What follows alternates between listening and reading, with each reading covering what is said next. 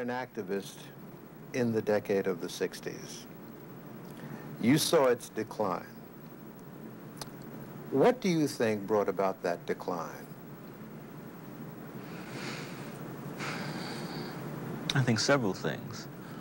One of which is that we were involved in a phenomenon whose immensity we were not aware of ourselves, that we did not have the theoretical armament to guide our actions. There's an example that in Albany, Georgia, for example, Martin had told people that if we just filled up the jails, that we would win. And so people got out and they marched and they demonstrated and they went to jail and they filled the jails in Albany. But Laurie Pritchett, who was the police chief of Albany at the time, Laurie won. And so we had ideology, but we didn't have analysis. And I don't think we can't defeat a system ad hocly. But the fact that we don't have an analysis stems from another cause. That is, I don't believe that black people, by and large, have decided to break with America. And it's only when we decide that to break with this American way of death will we develop the kind of movement that's necessary to deal with this country. Well, being in America, what else could you have expected? What else could you expect when the total society, even the very people who had been your adult mentors so often, climbed the ladder of success and became important and forgot to recognize that their basic, well, at least the basic concept that they were first advocating was that we do this together for ourselves, for all of us.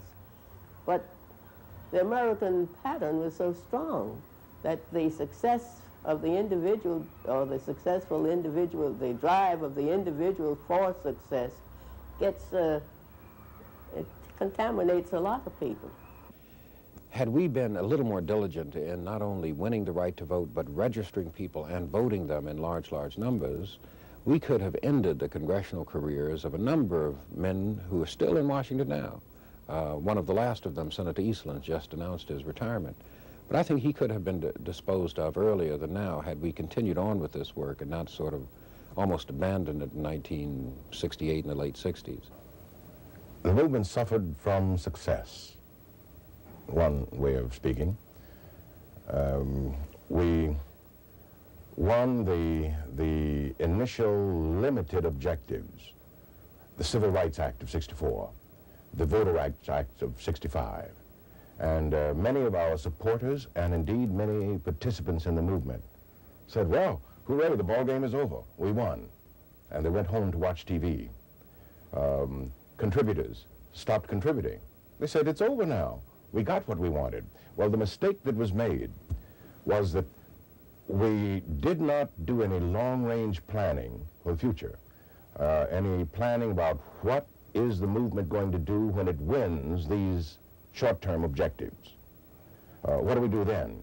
How do we deal with it? You see, those issues were issues like, how do you improve the quality of education that kids are getting?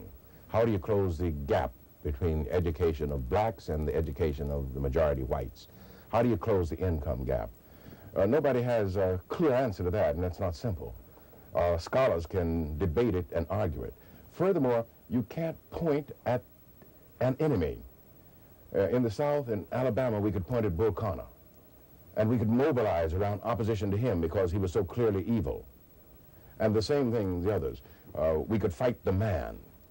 But here the man was diffused, and sometimes the man was us.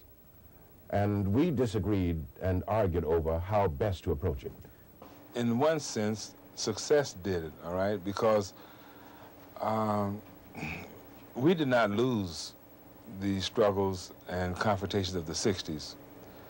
I believe that the situation shifted some, and black people now have more leverage and more room to maneuver in than they had prior to those confrontations. I believe it's a direct result of the struggles and confrontations that took place. Now, in the process, we were still ourselves, man. Malcolm X said in his autobiography, and this is like his final judgment on the Nation of Islam, he said that we had the best organization that black people have ever created in the hells of North America, and niggers ruined it. Malcolm said it, not me, but I will quote him in reference to the Black Panther Party, in reference to SNCC, and in reference to everything else that we are doing along that line. We have an inordinate proclivity to bicker and squabble over peanuts. We've been doing it for a long time, and we cut each other down since Nat Turner to Malcolm X. It's been happening, okay?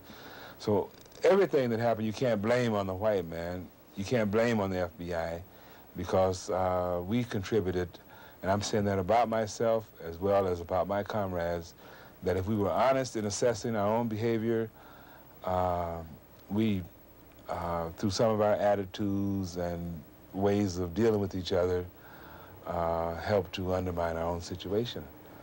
And this is a big problem, because it, I call it nigger rituals, man. I don't know what else to call it, because we go through a lot of changes of self-hatred, mistrust, which black leaders have struggled with to the point of heartbreak all down through history.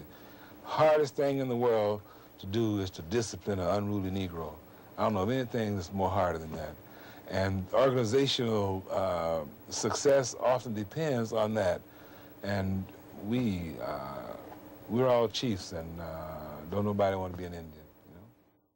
That's going to make me go home and look it up. It gives us a knowledge of things that we really had no knowledge about.